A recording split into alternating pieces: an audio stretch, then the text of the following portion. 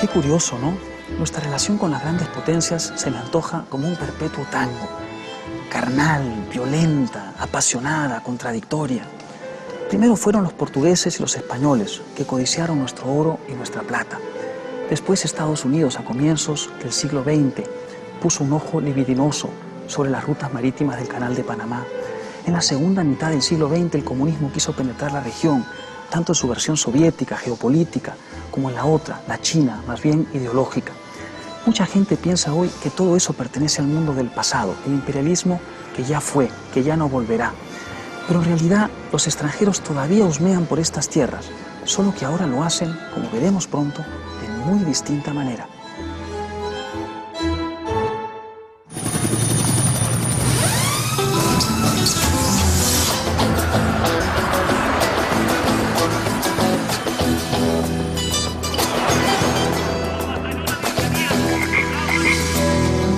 Consecuencias.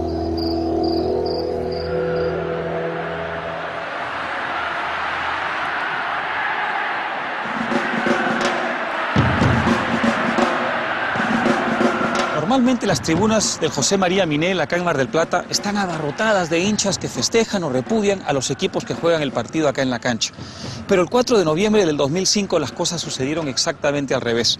Ese día una multitud copó esta cancha de bote a bote para ver el partido que jugaban allá en la tribuna un futbolista de fama mundial y un no menos conocido pelotero frustrado. La estrella de fútbol era el mismísimo Diego Armando Maradona de Argentina. El fanático del béisbol no era otro que el presidente Hugo Chávez de Venezuela. Los quiero mucho, gracias por estar. La Argentina es digna. Echemos a Bush. ¡Viva Diego! ¡Viva Maradona! El evento se llamó La Cumbre del Pueblo y su propósito era protestar contra la visita del presidente Bush a Mar del Plata para promover el Tratado de Libre Comercio de las Américas. Así como fracasó el imperialismo norteamericano en su intento de detener la revolución cubana, igual fracasará en su intento de detener la revolución bolivariana en Venezuela. Este es el lugar desde el cual Hugo Chávez arengó a la multitud aquel día para hablar del imperialismo. El imperialismo es el fantasma que nos ha desvelado a lo largo de la historia. Una historia dolorosa que nos hace desconfiar de las potencias, especialmente Estados Unidos, aun cuando después de los atentados del 11 de septiembre se ha ocupado poco de nosotros.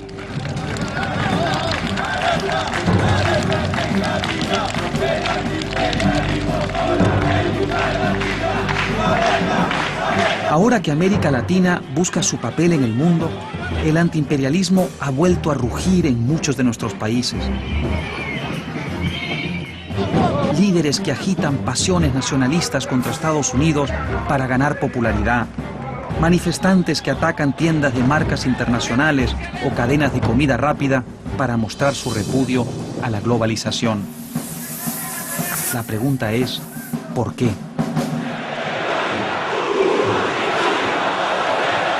Dos años después de presentarse junto a Diego Armando Maradona en el estadio José María Minela de Mar del Plata, Hugo Chávez regresó a la Argentina. Y una vez más, como en aquella ocasión, eligió un estadio de fútbol para disparar contra Bush y el imperio. Norteamérica para los norteamericanos y Suramérica para los suramericanos. Esta es nuestra América.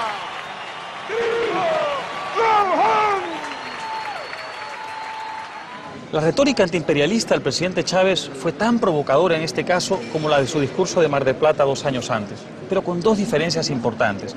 Primero, en este caso el presidente Néstor Kirchner y el gobierno argentino dieron su explícita bendición a la visita de Chávez. Y en segundo lugar, Chávez planeó meticulosamente esta visita para hacerla coincidir con otra visita presidencial. Hola, buenos días. Hola, ¿qué tal? Un billete a Montevideo, por favor. Gracias. Una visita presidencial que tenía lugar al otro lado del Río de la Plata, en Montevideo, Uruguay. La visita en la que el presidente Bush promovía por América Latina los tratados de libre comercio. Bien, caballero. Sí, pasa. Muchas gracias. Que tenga un buen viaje. Hasta luego. Adiós, que pase muy bien. Siguiente.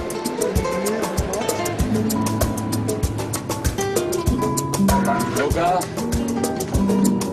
Anda, papá. Proa libre.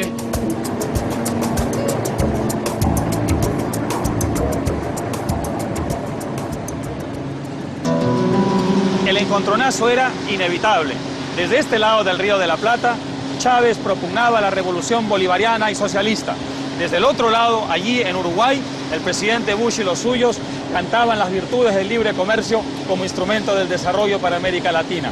No hace falta decir, por supuesto, que Bush no bailaba precisamente de contento en una pata por el hecho de que Argentina recibiera a Chávez a bombo y platillo en el preciso instante en que él recorría Sudamérica, o por el hecho de que Chávez cantara las virtudes de la revolución socialista precisamente desde el otro lado del charco.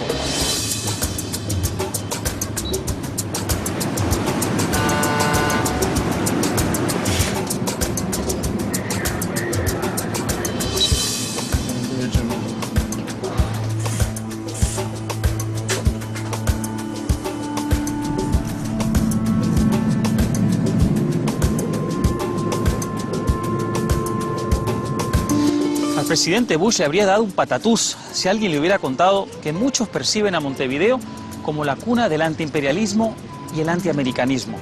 Pero para averiguar cómo y por qué, en cierta forma, el antiamericanismo nació aquí, vayamos a uno de los lugares más emblemáticos de esta ciudad. Estoy en la librería Linardi y Rizzo y ando buscando un libro delgadito pero explosivo en su contenido, escrito por uno de los escritores más importantes del siglo XIX en Uruguay, José Enrique Rodó. Lo escribió en 1900, 2 años después de la guerra que Estados Unidos le ganó a España y que el secretario de Estado norteamericano John Hay calificó de espléndida guerrita.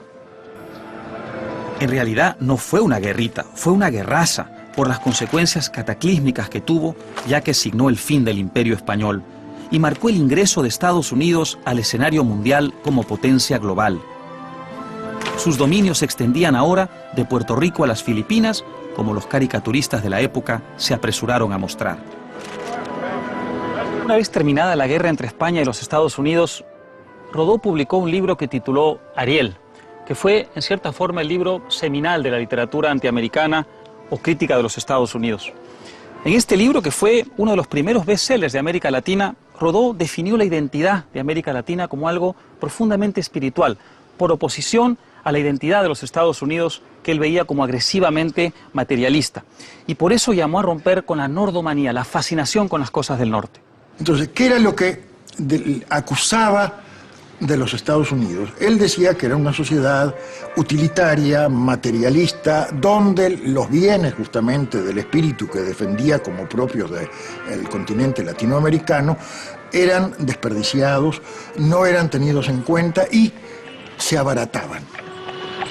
Ahora bien, él cuando defendía lo bello, lo universal, lo ecuménico de América Latina y lo oponía al materialismo o al supuesto materialismo de los Estados Unidos, en realidad estaba haciendo una reflexión sobre la posible degradación del sistema democrático. En un continente donde no es infrecuente que los poetas y novelistas atrapen en sus poemas y sus prosas el espíritu político de su tiempo, muchos empezaron en el mundo de la academia y la política a citar a Ariel, que se volvió una referencia del nacionalismo latinoamericano. En cierta forma marcó la forma como muchos veían entonces, y algunos ven todavía, a los Estados Unidos. Pero poco después de la publicación de Ariel, al otro lado del continente, algo tremendo empezaba a gestarse, que tendría un gran impacto para todos nosotros.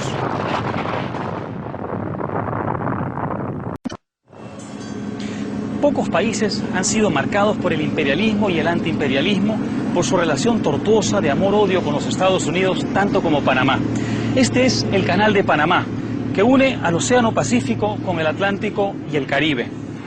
Es un atajo de unos 80 kilómetros de largo que le puede ahorrar un barco hasta 15.000 kilómetros de recorrido si va, por ejemplo, de la costa oeste a la costa este de los Estados Unidos.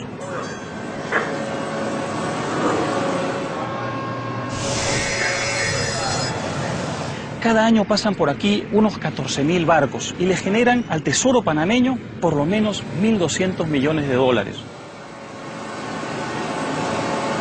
En el año 2006 hubo aquí un referendo muy importante. Los panameños votaron masivamente a favor de duplicar la capacidad del canal con un nuevo juego de esclusas. Es una obra que costará unos 5.000 millones de dólares y que ingresará al Tesoro panameño cuantiosas sumas de dinero. Se supone que estará concluida esta obra en el 2014, pero como ya se sabe, este tipo de megaproyectos normalmente tropiezan con baches financieros, técnicos y hasta políticos. Y eso precisamente es lo que ocurrió aquí, en este canal de Panamá, hace poco menos de 100 años. Inspirados en el éxito del canal de Suez, el 1 de enero de 1880 los franceses comenzaron la construcción de un canal a nivel del mar a través de la provincia colombiana de Panamá. Tras la muerte de unos 22.000 trabajadores por la malaria y la fiebre amarilla, el proyecto fue abandonado a comienzos del siglo XX. En 1902, bajo el liderazgo de Theodore Roosevelt y a cambio de ayudar a Panamá a declarar su independencia, Estados Unidos resucitó el proyecto y tomó el control.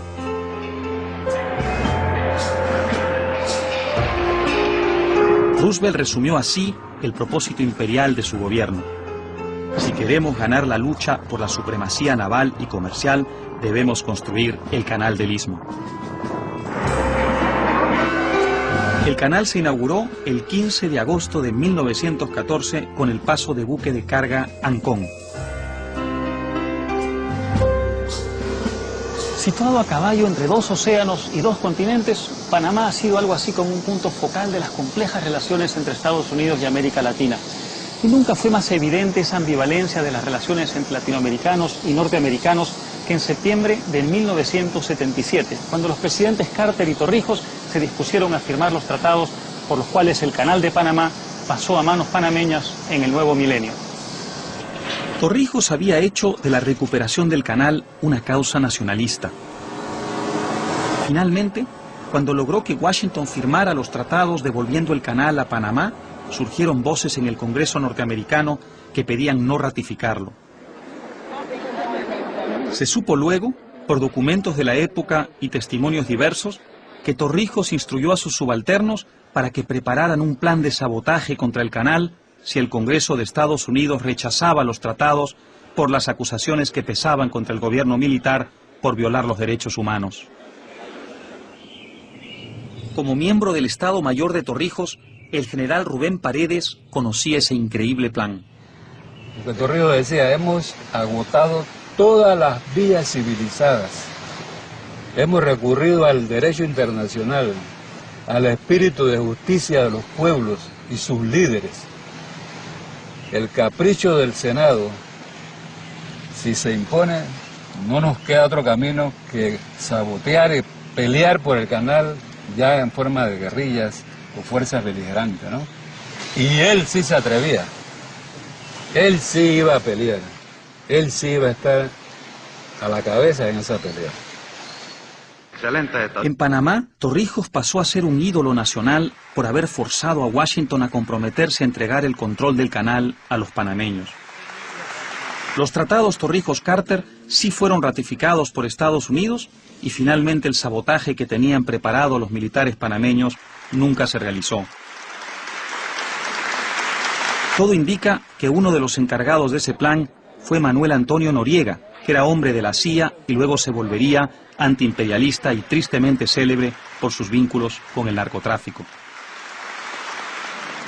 En 1981, Torrijos murió cuando su avión se estrelló en el Cerro Marta, desatando múltiples teorías conspirativas.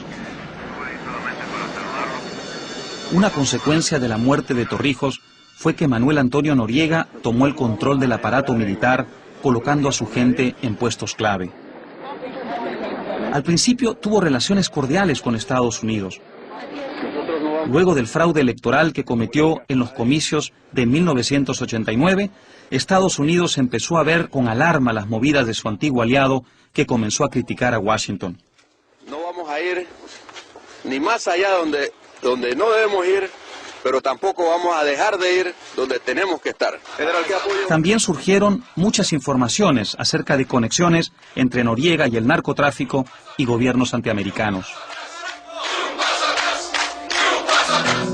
Cuando Cuando 1989 se apagaba, 4 militares norteamericanos, entre ellos el infante de Marina Robert Paz, fueron retenidos aquí en las inmediaciones de lo que era el cuartel general de las Fuerzas de Defensa de Manuel Antonio Noriega. Después de una fuerte discusión, el teniente Paz murió acribillado allí mismo, cuando trató de atravesar la barrera con su jeep. Esa misma noche, otro militar norteamericano y su esposa fueron detenidos y duramente golpeados. Y a la mañana siguiente, el presidente Bush ordenó la invasión de Panamá. The President has directed United States forces to execute at 1:00 a.m. this morning pre-planned missions in Panama to protect American lives, restore the democratic process, preserve the integrity of the Panama Canal treaties, and apprehend Manuel Noriega. Los Estados Unidos y los soldados de los Estados Unidos podrán entrar aquí en Panamá. Sí. Sí.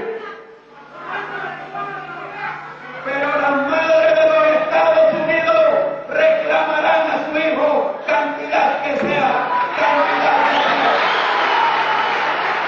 sea. De pronto, Noriega tuvo en sus manos la oportunidad dorada para agitar el sentimiento nacionalista contra Estados Unidos, pero el tiro le salió por la culata. La relación de amor-odio de Panamá con los Estados Unidos quedó de manifiesto con la invasión. Por un lado, la intervención causó resentimiento nacionalista. Por otro, ayudó a los panameños a deshacerse de Noriega, que fue enviado a la cárcel donde aún está, y recuperar la democracia que aún conservan.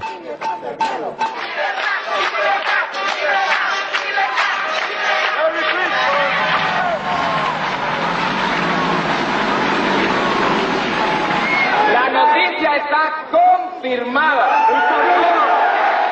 Key military objectives have been achieved.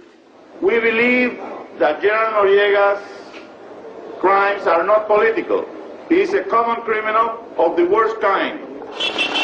En lugar de pelear, Noriega se rindió, entregándose en la Nunciatura Apostólica. Había provocado la intervención norteamericana, pero no había estado dispuesto a combatirla, algo que los militares que lo apoyaban entonces no le perdonan. Luego, como nos explica un expresidente panameño al que Noriega sacó del camino tras haberle facilitado el acceso al poder, empezó la tarea de reconstrucción. Entonces, todas las oportunidades de negociar la salida de Noriega, con y sin la participación de Estados Unidos, con la participación de la OEA, no resultan. Y eso lleva pues a la intervención militar de Estados Unidos, que obviamente fue una crisis para el país, pero que crea el ambiente para que quien había sido electo presidente, el señor Endara, y su equipo asuman el poder. La democratización, en efecto, ha sido positiva, porque todo Panamá, que estaba tan frustrado por estos 4 años de Noriega, que estaba destruyendo al país, se lanza a reconstituir al país. Si bien el Canal de Panamá simboliza la era del imperialismo económico por parte de Estados Unidos, en la segunda mitad del siglo XX, Washington intervino en América Latina con objetivos geopolíticos. Los americanos querían evitar que el comunismo se apoderara del continente. El 27 de junio de 1954, el presidente de Guatemala, un líder de izquierda llamado Jacobo Arbenz, renunció a su cargo tras un golpe de Estado respaldado por la CIA bajo el código PB Success. El gobierno de Arbenz había capturado algunas tierras pertenecientes a la United Fruit, el coloso bananero norteamericano, conocido por algunos latinoamericanos burlonamente como Mamita Yunay, afectando sus intereses. La compañía tenía muy buenos contactos en la administración Eisenhower porque algunos de los altos funcionarios del gobierno la habían representado como abogados en el pasado. Por tanto, hizo gestiones en Washington para que se tomaran represalias contra el gobierno socialista guatemalteco. Pero lo que también alarmó en Washington es que Arbenz legalizó el Partido Comunista y mostró una tendencia a la radicalización. Por instrucciones del gobierno norteamericano, la CIA prestó ayuda a los guatemaltecos que conspiraban contra el régimen de Arbenz. El día del golpe, Militares norteamericanos incluso pilotaron algunos de los aviones de las fuerzas golpistas de Guatemala. Poco después, Estados Unidos daría al mundo una muestra de su solidaridad capitalista por medio de una visita del vicepresidente Nixon a Guatemala, en la que en medio del fervor popular ofreció su respaldo y apoyo a esta nación. La caída de Arbenz envió un mensaje político al resto del continente. Washington no toleraría el avance del comunismo en la región.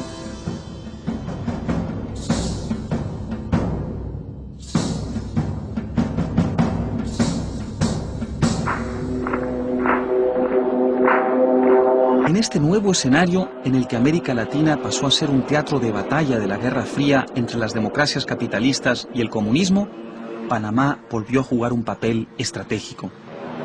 Se convirtió en un bastión de la lucha contra la izquierda revolucionaria, gracias a un centro de adiestramiento antisubversivo que se volvería tristemente célebre. Bienvenidos al Hotel Meliá. Luce bonito, ¿no? Y ya no se brindan aquí precisamente los servicios de una escuela antiterrorista dedicada a enseñar cómo extraer información a los detenidos por las buenas o por las malas.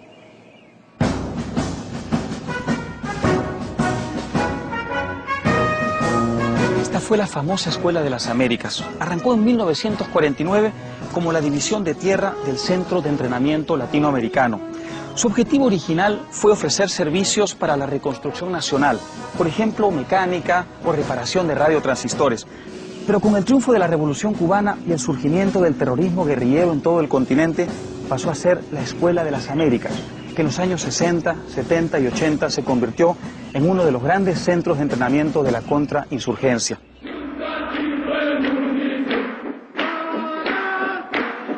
Nuestros oficiales no estaban preparados para enfrentar a un enemigo con estas características políticas, y la escuela les inculcó la idea de que esto era mucho más que un tema de orden público, era para ellos una guerra.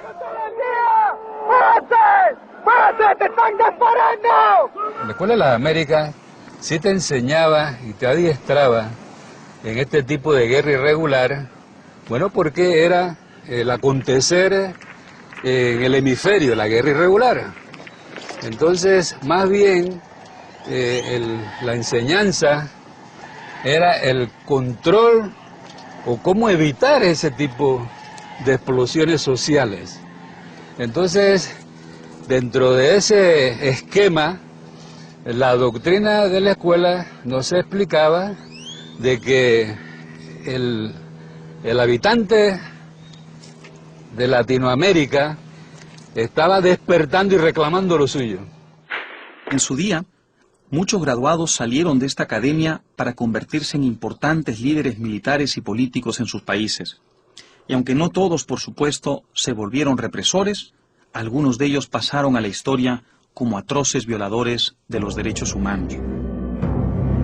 La lista incluye al exdictador boliviano Hugo Banzer, el exdictador panameño Manuel Antonio Noriega, el exdictador argentino Leopoldo Galtieri, el exdictador guatemalteco Efraín Ríos Montt, el organizador de escuadrones de la muerte salvadoreños Roberto Dabuizón y Vladimiro Montesinos, el ex jefe del espionaje del golpista Alberto Fujimori.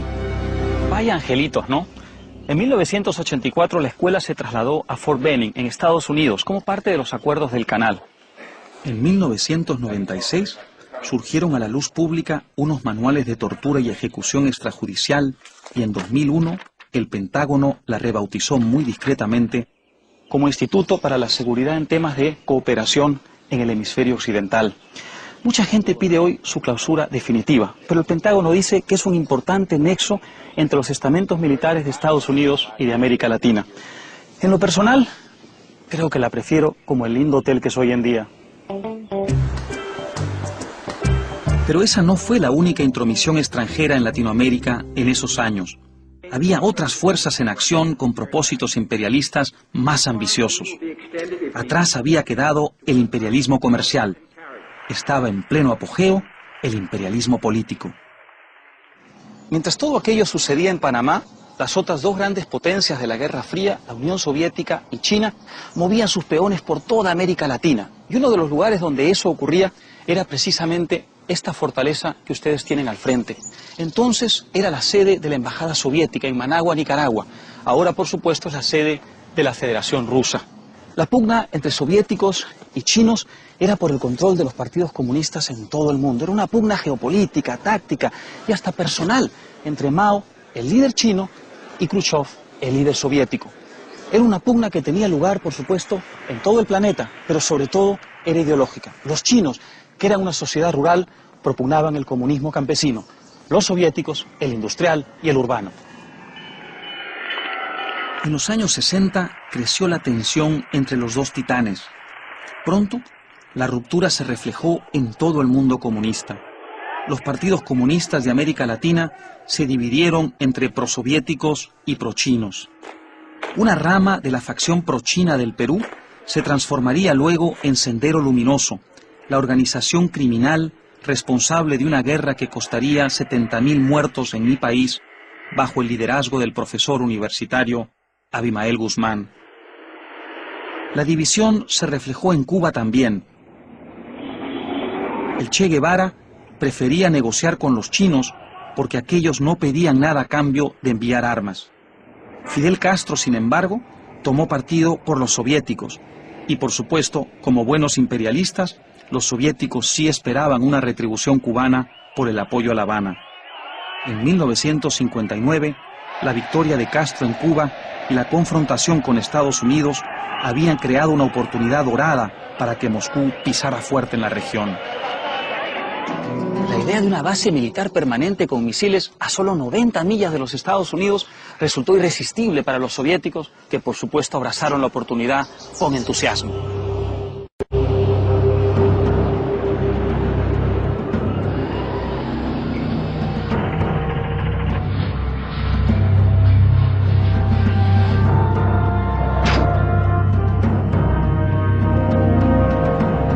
El 14 de octubre de 1962, los vuelos de reconocimiento norteamericanos U-2 revelaron que los soviéticos estaban construyendo instalaciones nucleares en Cuba.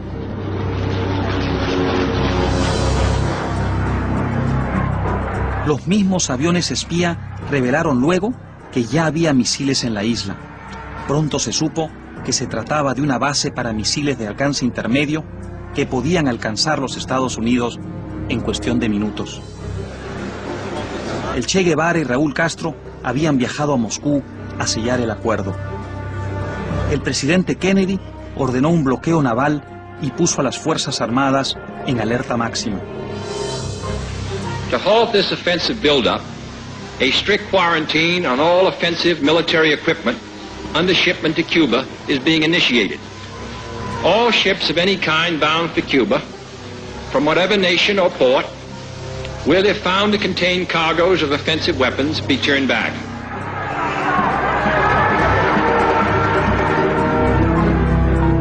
Durante 13 días, el mundo estuvo al borde de una guerra nuclear. Finalmente, los soviéticos aceptaron retirar los misiles nucleares de Cuba. Estados Unidos aceptó a cambio y en secreto retirar sus misiles nucleares de Turquía. Como sabemos, gracias a que estamos vivos para contarlo, la guerra nuclear no estalló en 1962, pero otra guerra estaba en pleno apogeo, la Guerra Fría, y los soviéticos hacían todo lo que podían para agitar el sentimiento antiamericano en América Latina y, por supuesto, para promover el imperialismo soviético. Para descubrir exactamente lo que los soviéticos estaban pensando en esa época, logré encontrar a alguien que conocía de cerca este asunto. El general de la KGB, que fue la cabeza de la división de contrainteligencia extranjera, Oleg Kaliugin. Con un aire de James Bond, me encontré a este antiguo superespía en un misterioso bosque del área de Washington, D.C. I was a guest of Cuban government. In Havana? In Havana. We had a wonderful reception and traveled across the island, from Havana to all to planning the all sorts of great beaches, huh? Planning naughty things. Yeah, planning naughty things, that's correct. For decades, we always viewed Latin America as part of the American, sort of American rule. And it was really the appearance, the emergence of Fidel Castro and later Nicaragua and Chile that helped Russians understand that Latin America exactly maybe also converted to, turned into a socialist land. And that's what led to the massive Soviet involvement in Latin America. Economically, militarily, training people, arms sales, supporting subversive movements, guerrilla movements, Después de Cuba, el mayor éxito de los soviéticos en América Latina fue el triunfo de la revolución sandinista en Nicaragua. En julio de 1979, el dictador Anastasio Somoza huyó de aquí, del Palacio Nacional de Managua, y fue reemplazado por una junta encabezada por los sandinistas. En 1977, Cuba había empezado a tomar el control secretamente con apoyo soviético de la revolución sandinista. El hombre clave en esa gesta fue Manuel Piñeiro Barbarroja, el hombre encargado de promover la revolución cubana en todo el continente, desde su oficina secreta en La Habana, conocida como el Departamento América. El Departamento América, como parte del Comité Central del Partido, tenía una absoluta autonomía que estaba basada en la dirección directa de Fidel Castro sobre él. Y eso, solo un grupo muy reducido cercano a Piñeiro pues tenía los contactos con las distintas organizaciones. Son los que han estado siempre fomentando todo tipo de contacto cubano en todas partes de América Latina, los que mantuvieron los contactos con las guerrillas de Colombia, en otro momento con todos los grupos guerrilleros que hubo a lo largo de América Latina. Luego de que una de las tres facciones sandinistas lograra un avance importante contra Somoza, Manuel Piñeiro Barbarroja envió aquí a Nicaragua a su lugarteniente Manuel Estrada para promover la unidad de esas facciones sandinistas y organizar su financiamiento y su entrenamiento. Por eso, entre 1978 y 1979 hubo 21 vuelos clandestinos entre Costa Rica y Nicaragua para transportar armas a los sandinistas. Cuando en 1979 por fin triunfó la revolución, Moscú celebró el hecho como un gran éxito de su política exterior. En los años siguientes, a medida que fue creciendo la resistencia de la contra nicaragüense apoyada con armas y dinero por los Estados Unidos contra el sandinismo, Moscú decidió incrementar enormemente su presencia en Nicaragua. How involved was your country or government in Nicaragua in the 80s? Oh, we were providing them with weapons, moral support, and training. And so of course economic. The whole deal? The whole deal, no, just like Cuba. That was Russia, actually, the USSR became a savior of some of the regimes which would otherwise be crushed either by the domestic forces, resisting the new reforms, or by the United States, which viewed the Latin American continent as its backyard. Moscú, pues, veía a Nicaragua como la posibilidad de establecer una segunda Cuba, volcando allí importantes esfuerzos. Y el propio Fidel Castro se involucró abiertamente con ese gobierno. La persona que vimos hace un momento junto a Castro durante una visita del cubano a Managua es Sergio Ramírez, quien fue vicepresidente del gobierno sandinista entre 1984 y 1990. Como testigo del suministro de armas soviéticas a los sandinistas, Ramírez nos cuenta cómo hacía Moscú para evitar que los envíos fueran directos. Yo recuerdo que cuando esta primera misión fue a pedir armas, porque lo que el ejército sandinista tenía eran las viejas armas de Somoza, unos pocos fusiles Galil que usaban las tropas de élite, y luego la Guardia Nacional terminó combatiendo hasta el final con fusiles Garand, que eran fusiles de la Segunda Guerra Mundial, que no era un fusil automático. Entonces la idea era obtener armas de infantería más modernas, y la Unión Soviética, sin embargo, en este primer acuerdo no concedió estas armas, sino que se hizo un acuerdo de triangulación para que las entregara a Argelia, porque ellos no querían comprometerse directamente. No querían. Y después de Argelia lo hizo Bulgaria, pero ellos siempre fueron muy cuidadosos en esto, ¿no? Durante muchos años el Departamento América siguió suministrando armas a 27 grupos guerrilleros y organizaciones terroristas en toda la región, la mayor parte de ellas coordinadas por La Habana. Pero los soviéticos no se contentaron solamente con meterle el diente a Cuba y Centroamérica.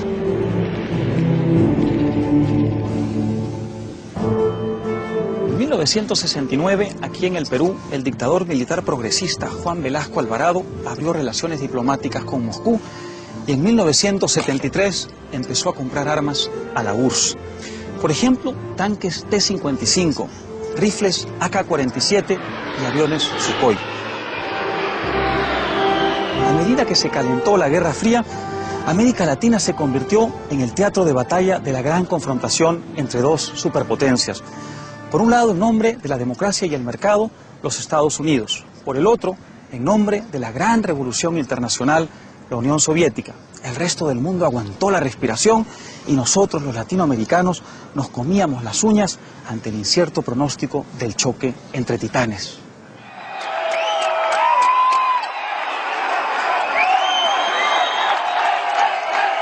La implosión de la Unión Soviética puso fin a la Guerra Fría a fines de los años 80.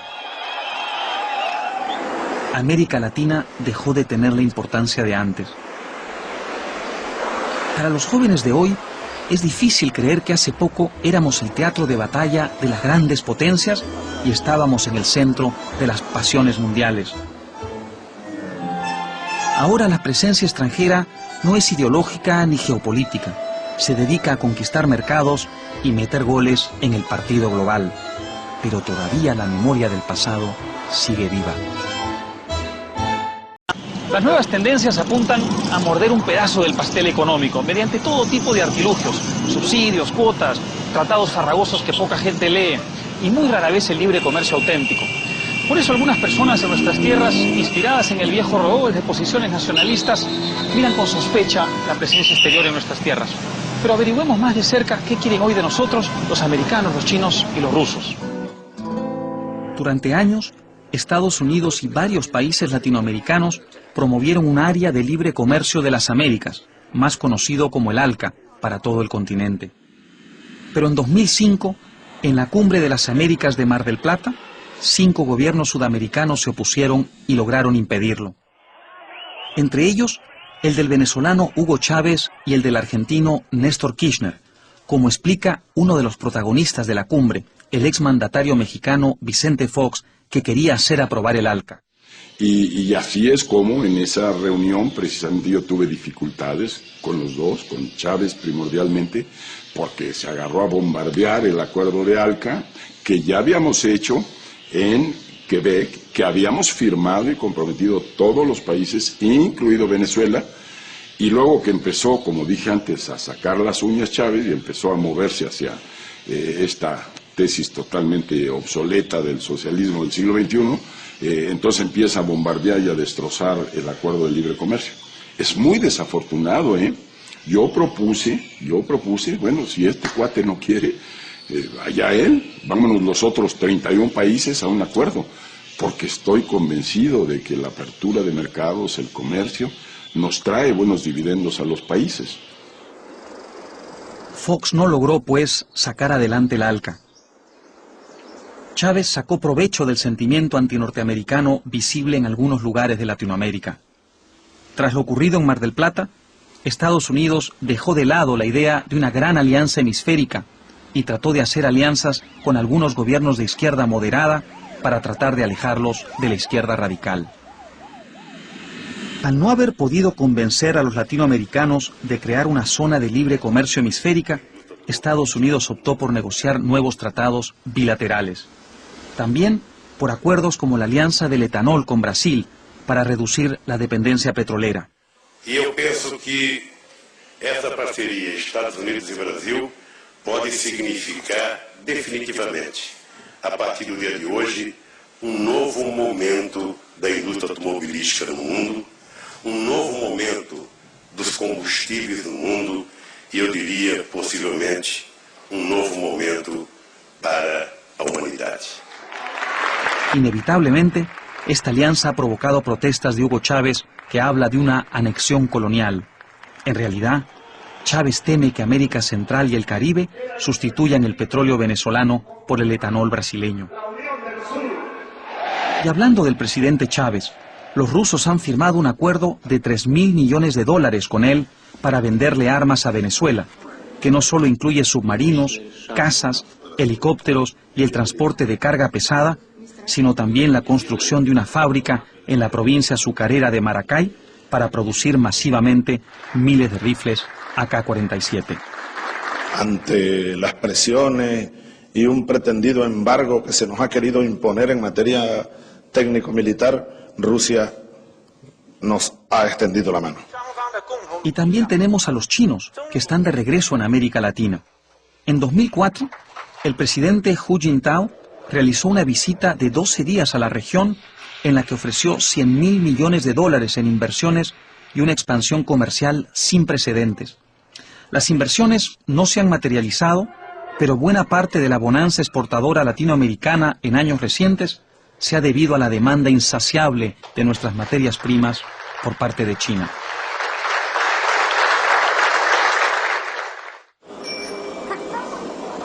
Para quienes temen la competencia china, se trata del viejo imperialismo.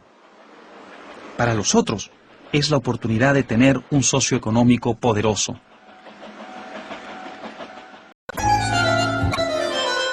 Qué ironía que la China del Partido Comunista tenga hoy un interés básicamente capitalista en América Latina. En todo caso, el tango de nuestras complejas y contradictorias relaciones con las potencias internacionales continúa. Chile es uno de los pocos países que parece haber resuelto sus relaciones con Estados Unidos de un modo razonable. En otras partes, como explica el escritor Carlos Alberto Montaner, la herencia antiimperialista hace que muchos vean a Washington con sospecha. Bueno, yo creo que hay una suma de factores. Por un lado, la derecha católica dejó un sedimento antinorteamericano en la cultura latinoamericana, a lo que se agrega la prédica de fascistas primero y de comunistas después. Los fascistas por antiliberales, los comunistas por anticapitalistas. Y la suma de esos tres factores, más la teoría de la dependencia, que es tan importante en nuestra mentalidad, es decir, nosotros estamos atrasados por consecuencia de los Estados Unidos. Entonces, de ahí pues tenemos una sociedad embobada que maneja ideas absurdas que nos hacen muchísimo daño. ¿Significa esto que las relaciones serán siempre tormentosas? No necesariamente. Eso cambiará, cree el historiador mexicano Enrique Krause, si Estados Unidos modifica su actitud algo desdeñosa hacia los países que están al sur del Río Grande. Necesitamos un cambio histórico en Estados Unidos. Yo repito, si Estados Unidos no entiende, no revisa su historia con América Latina y no entiende el papel que tiene que jugar con respecto a esta región, si no entiende que no puede tratar a estos países con desdén, con ignorancia y mucho menos con actitudes despóticas, bueno, entonces la mala noticia para Estados Unidos es que ese rencor crecerá, estos países seguirán volteando hacia los liderazgos como los de Hugo Chávez o hacia China, el nuevo poder naciente del siglo XXI, y seguirán albergando dentro de sí este antiguo y profundo rencor. ¿Cómo vencerlo? Están abiertas las posibilidades. Yo no estoy hablando solamente de apoyos económicos gratuitos. Estoy hablando de una liberalización completa del comercio, por ejemplo. Y estoy hablando de una diplomacia mucho más sensible.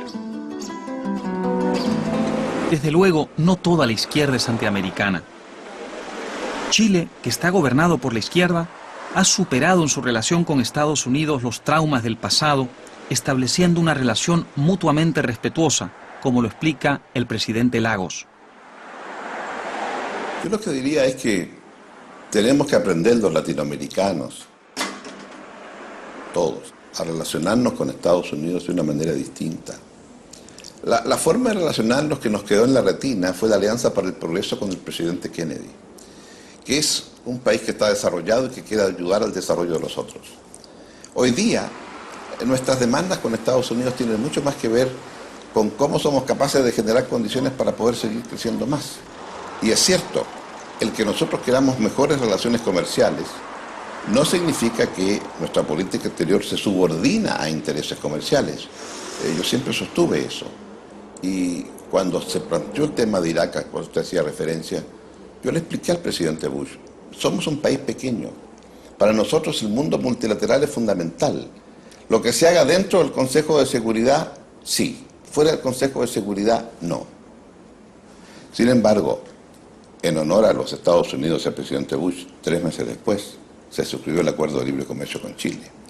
Y en consecuencia, hemos aprendido. ¿Qué echo de menos? Echo de menos una instancia en esta América en donde podamos tener un diálogo más fluido con Estados Unidos.